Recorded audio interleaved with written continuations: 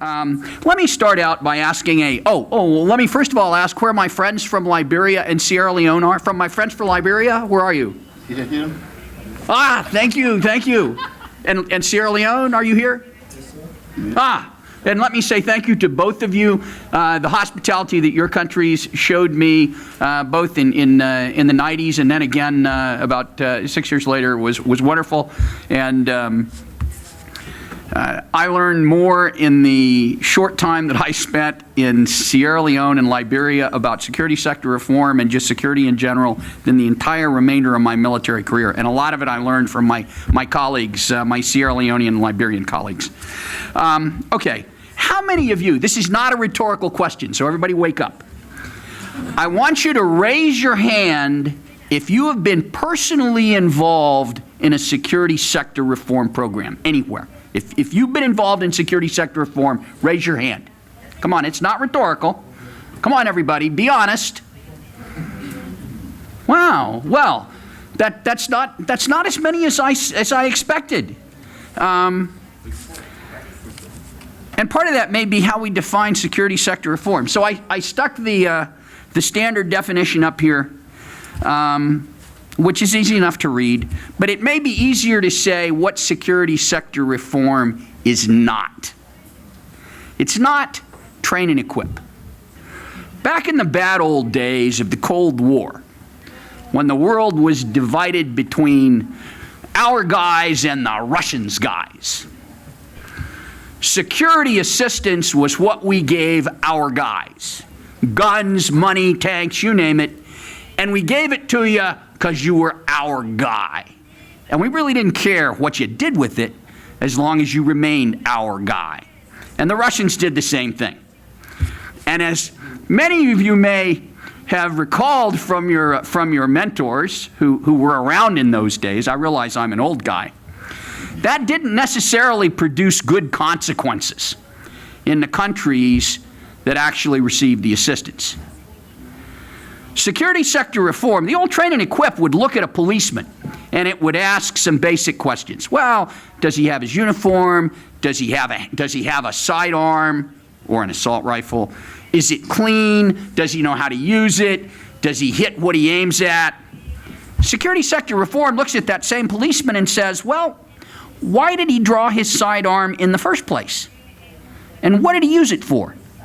And what's his relationship with the community? And whose orders are he following, and why? And that's really what security sector reform is all about.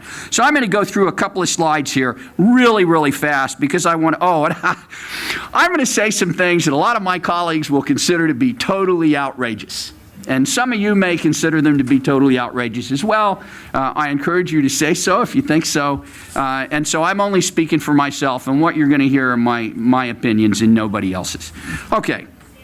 So, what does the security sector reform look like? Well, okay, it's the folks at the top, that's the guys with guns. The folks at the bottom right, those are the guys that tell the guys with guns what to do. And then a whole bunch of folks on the left who aren't really part of the formal security sector reform, but they matter. The press, civil society organizations, human rights groups, community groups. Okay, the only thing that's really important on this slide, in my view, is that big green circle that says rule of law. And what that expresses is the idea that everybody that's in the public security business, that's all of us, by the way, we are all constrained by and accountable to rule of law. Well, we're supposed to be. And that's what that big green circle there is supposed to represent. Now, that's a bit of a problem because if you're going to pick the one area that is most problematic in security sector reform, again, in my view, it is the foundation of that green circle. And that's the judiciary and the justice system. Security sector reform hasn't done a very good job dealing with that problem. And so we can talk about that if you want. That's kind of the whole point of the next slide. There's a broad consensus, a really broad consensus, about what rule of law really is. And one of the things it includes is an independent judiciary that's impartial and isn't fixed, doesn't have somebody paying off the judges. And unfortunately, this is really problematic. And security sector reform as a field hasn't done a very good job dealing with it. And that's all I'm really going to say about it. Okay, this next slide I borrowed from Julie Warble, who used to be the Security Sector Reform Advisor for the U.S. Agency of International Development. If there's anything you take home from this little set of slides, take home that. And if you get involved in security sector reform in any way, put that up on your wall. The lesson of this slide is you need to know what your security sector looks like, because all the different pieces of that sector work together to deliver public security to our citizens. We are all part of that same group. And if you don't know who all those players are and don't understand how they interrelate with one another, if you don't have a good grasp of how your activities in the Army headquarters, in the Ministry of Defense, are influencing and being influenced by activities in the National Police Force and in the Ministry of the Interior, you're going to have a hard time getting security sector reform to work the way you want it to work. So I just encourage you, you can take a look at the slide. It's the best recapitulation of all these different pieces I have ever seen.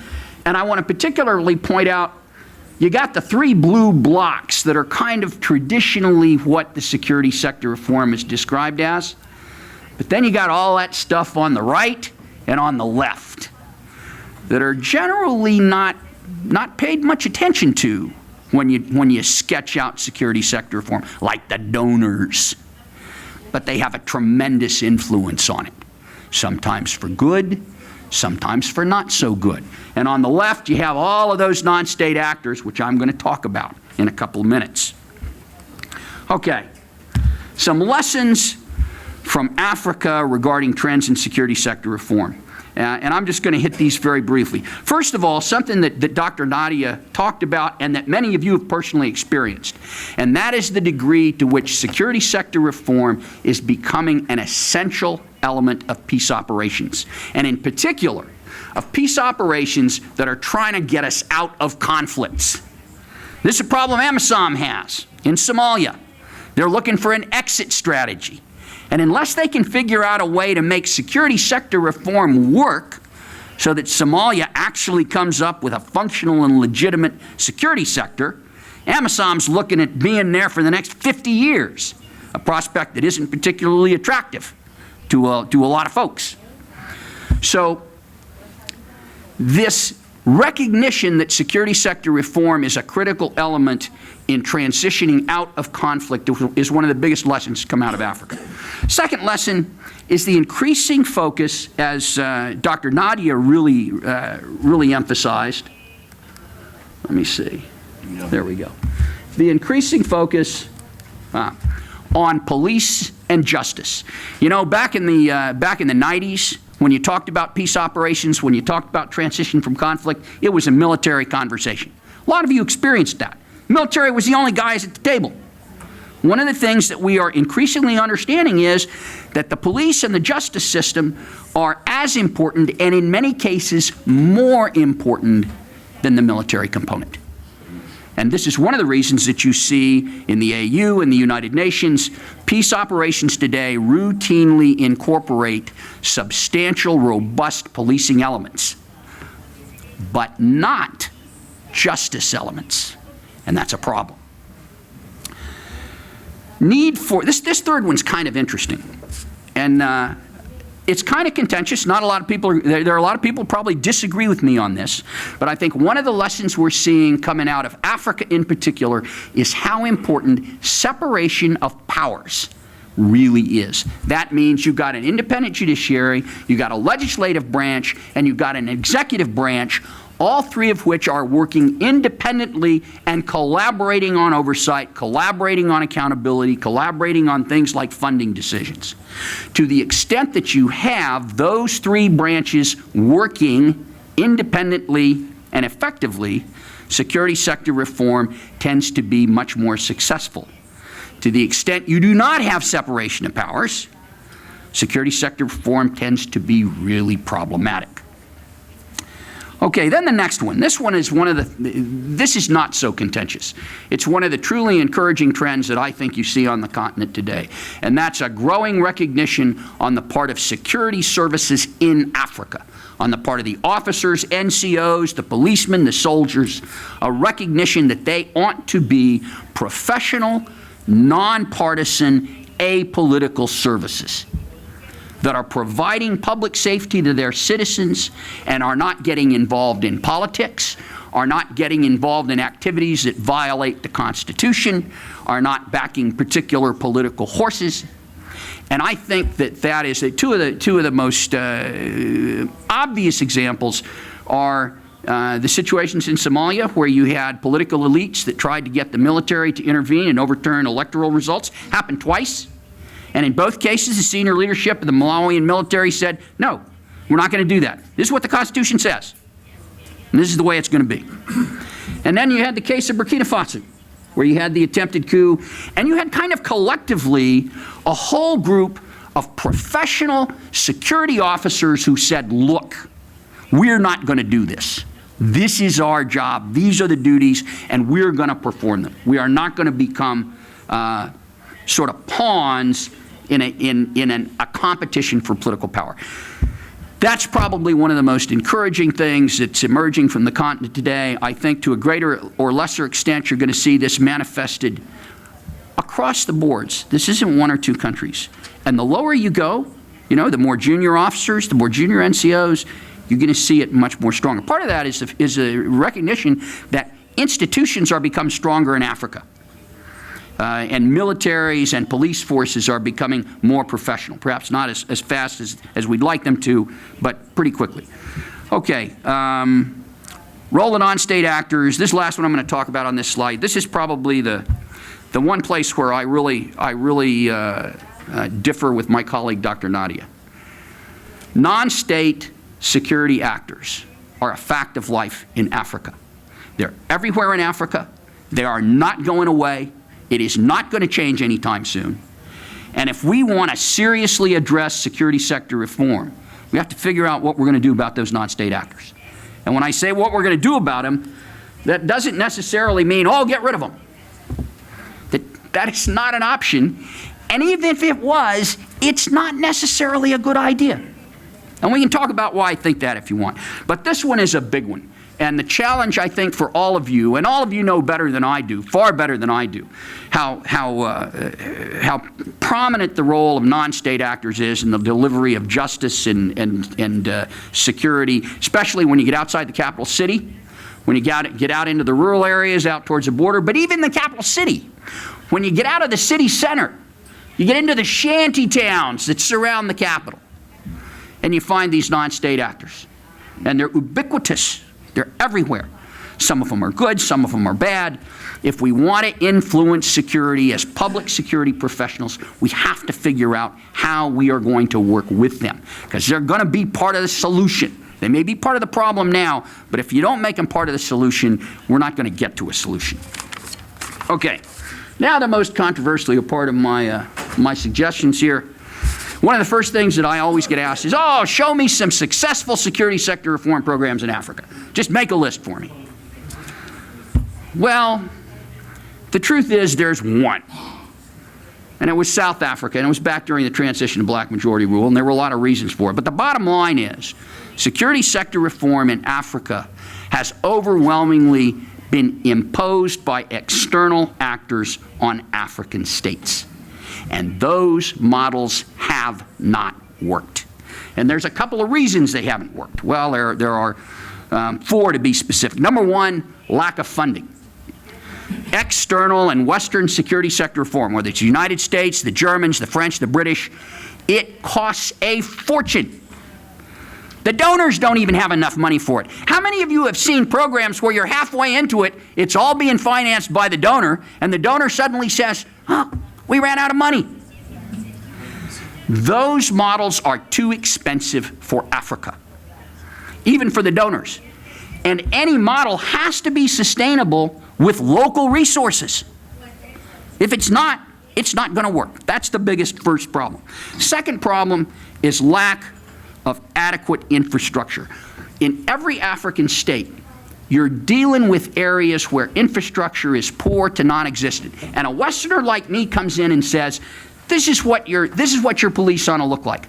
Well, in America, we have good roads, and we have power, and we have all sorts of resources, and we have hospitals, and we have a tremendous infrastructure. So here's my model, and that's where it's supposed to work. And it works great in the United States. So I bring it to you, and you try and take it out to the Copper Belt and make it work there, and you say, well, you know, my police, they don't have any vehicles, they don't have any fuel, they don't have any resources, there's no place for them to stay, there's no communications infrastructure. What you have to have in a lot of these areas, at least one solution, is what you might call expeditionary security. The United States military is an expeditionary military. We assume that when you send us in harm's way, we're going somewhere where there's nothing. Either there's no infrastructure or the infrastructure's all broke. And we bring everything with us. You name it, we bring it. Roads, power plants, pipelines, communications, hospitals, bring it all with us. Now that model is not affordable for you, but you have to find something that is. So that when the guy comes and says, here's the police model for you, say, well, out in the Copper Belt or out in out in northeastern Kenya, that's just not going to work. You guys have to find something that will work. Human capital. Okay, what do you need in terms of human capital? You don't just need bodies. If you're trying to reform your police services or you want to significantly reform your military, what do you need? I need healthy, educated recruits. I need technical specialists that are skilled. I need managers that are effective and know how to manage. I need leaders at junior level, mid-level, and senior level who can inspire. Okay? Do we have those guys? Sure we do. Do we have enough of them? Come on, you all know what I'm talking about. They come to you and say, oh, you need to fix that brigade out there. You need to... Westerner comes to you and says, that city out there, that needs a police force of 5,000. We ran the math, and that's what you need. So you need to go recruit 5,000 policemen and managers and technical specialists. And here you are, you're competing with the entire rest of the public sector. You're competing with all the commercial sector. You're competing with the UN, with the embassies, who can pay a lot more than you can. You don't have enough folks to go around. You have to find solutions that will work with the human capital that you have available. Maybe you can only afford 1,000 police for that town that the Westerner, the German says you need 5,000. You need to find a way for that 1,000 police to work. You need to find new models. Let's see. Public order deficit. This is one of the biggest ones that you deal with. I will tell you that when an American military guy comes to you, or a German policeman, or a Brit border patrol guy, okay, they have no experience working in a domestic environment where there are large bands of guys with guns and heavy machine guns and light armored vehicles and mortars. Okay? So if I bring you an American police model, or a German police model, or a British police, or even a French gendarmerie model, that model's not designed for your country. It's designed for a country which has very high levels of public order and doesn't have large armed groups running around in it. That's one of the challenges that you need to address. So bottom line, what do you need to do here? Number one, and this is going to be a hard one, when you say local control. Control follows the money. If the SSR program is being financed by somebody other than your country, guess what? You're not going to control it. So what does that mean? That means it's got to be feasible, and you've got to provide, my rubric is half the funding. If you're not providing half the funding, if half the funding is being provided by the Americans or the EU or the UN, that's who's going to control the program. And that's who's going to design it, and that's who's going to say how it's going to work. So you need it to be feasible, it needs to be affordable, and it needs to be affordable by you, not by the UN. Second thing you need is it needs to be feasible with existing human capital. You got to look at reasonably what you have in the way of people. And then you have to design a solution that's going to work. That's where, by the way, remember all those non-state actors? That's where those non-state actors suddenly become an asset instead of a liability. And I know that's controversial, and there are a lot of people who are going to throw tomatoes at me, but that's what I think. You need to design solutions that can deal with areas that have no roads, that have no power, that have no communications, okay? Now, the American model is probably not going to work for you. In other words, you're not going to be able to build a military that can pick up your whole security sector, carry it out to the Copper Belt, or carry it out to northeastern Kenya, or carry it out to Grand Jeddah in Liberia, and plop it down and resource it.